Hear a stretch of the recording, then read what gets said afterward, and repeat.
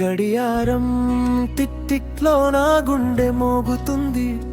నిశ్శబ్దమే ఈ రాత్రి నా మాటలు వింటుంది. గొడలెన బాధలు తెలుసుకున్నట్లున్నాయి. చెప్పని కథలన్నీ నీడలై నిలిచాయి.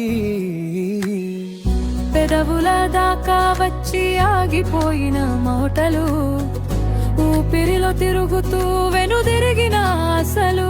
మోగని ఫోన్లు, మాయమైన పేర్లు, కాబట్టి నేనే నాతోనే మాట్లాడుతున్న రాత్రులు. రాత్రికి నేనే నా మాటలకి శ్రోతను. నిశ్శబ్దమే నా వేదనకి సాక్షి. శబ్దం చేయని కన్నీళ్ళు జారిపోతే వాటికి అలవాటైపోయిన ఓటమి. ఎప్పుడు విడవని నా బాధల్ని పట్టుకుని నిజాయితీగా మోసే ఓ స్నేహితుడిలా.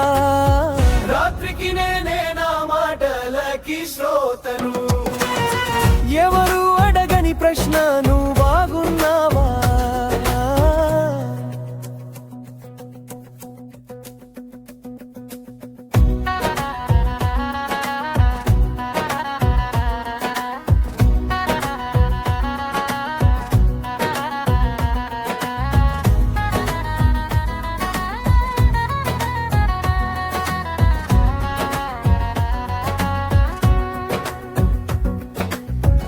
పగలంతా నవ్వే ముఖం వేసుకుని బరువైన జీవితాన్ని మోస్తూ నడుస్తాను.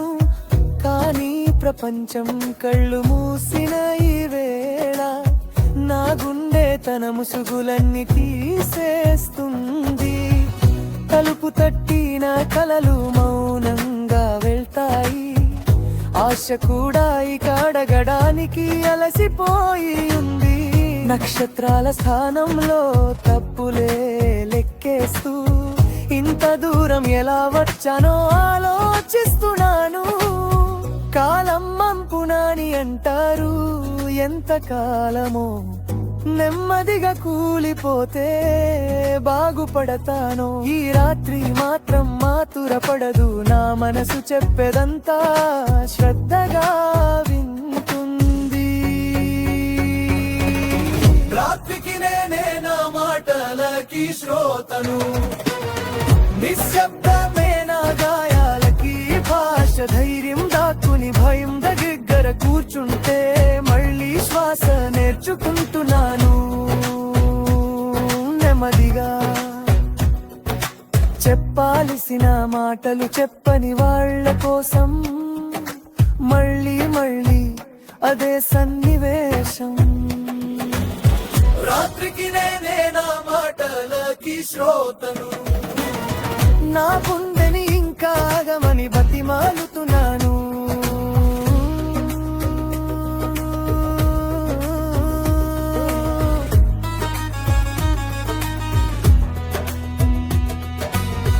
బహుశా బలం అంటే ఇంకో రోజు ఉండటమేమో.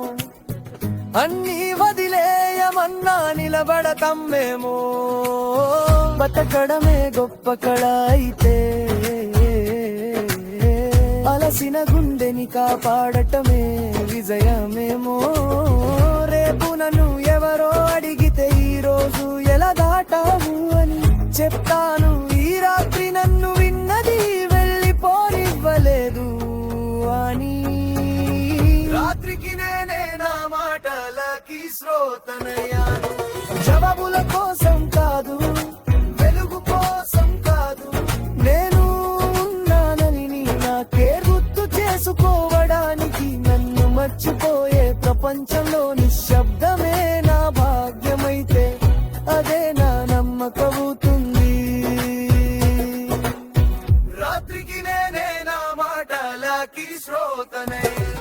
ఇంకా